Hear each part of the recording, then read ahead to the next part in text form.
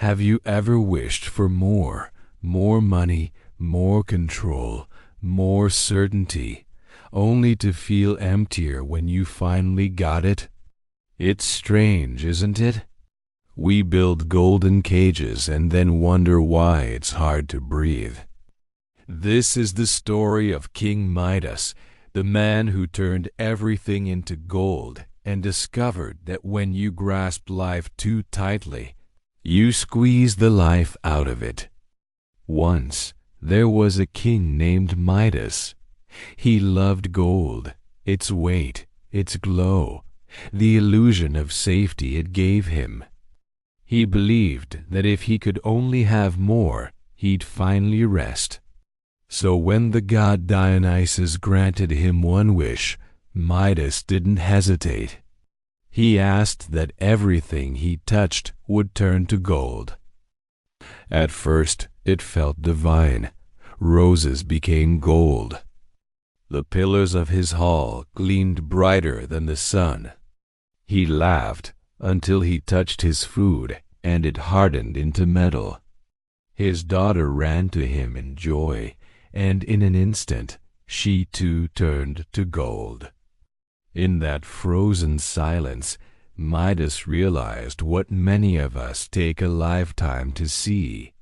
You cannot possess life and live it at the same time. Alan Watts once said, "To grasp life so tightly is to squeeze the juice out of it." Midas didn't love gold. He loved control, the illusion that if everything obeyed his touch, he could finally stop fearing loss. We all do this, don't we?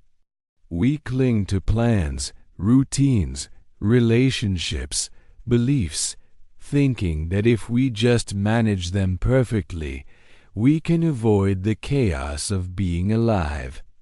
But life is not a machine to be mastered. It's music to be danced with. Look around. We are modern Midas.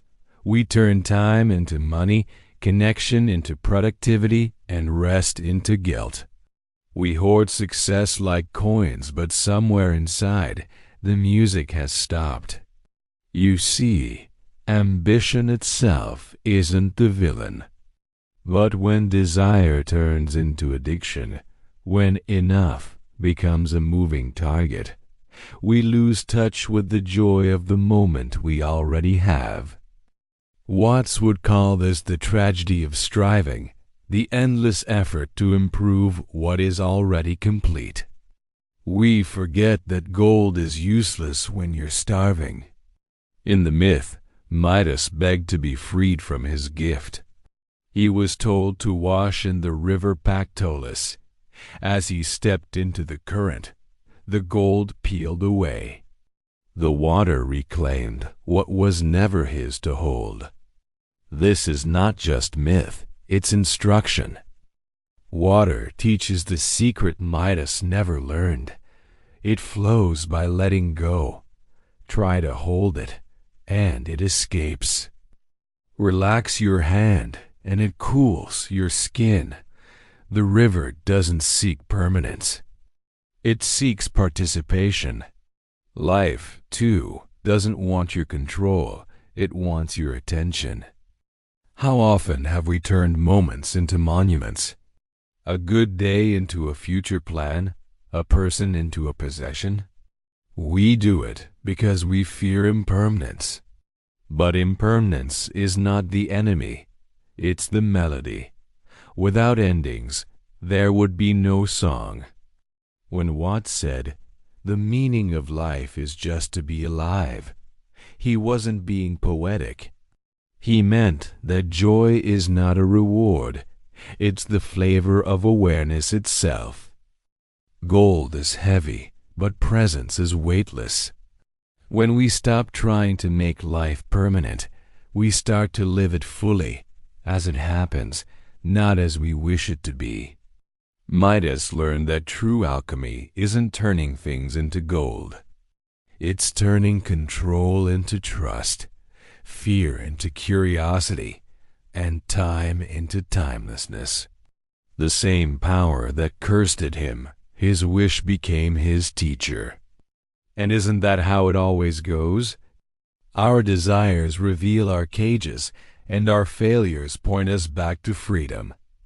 Let go of the urge to own, and life begins to own you, not as a possession, but as a partner. So, my friend, next time you reach for more, pause. Touch what is already here. The warmth of the cup in your hand. The sound of wind against the window. The quiet truth that you have always had enough. The miracle was never the gold. It was the touch. And when you stop trying to turn everything into treasure, you realize it already is. Thank you for watching. If this story resonated with you, consider subscribing for more journeys into the quiet spaces of the mind.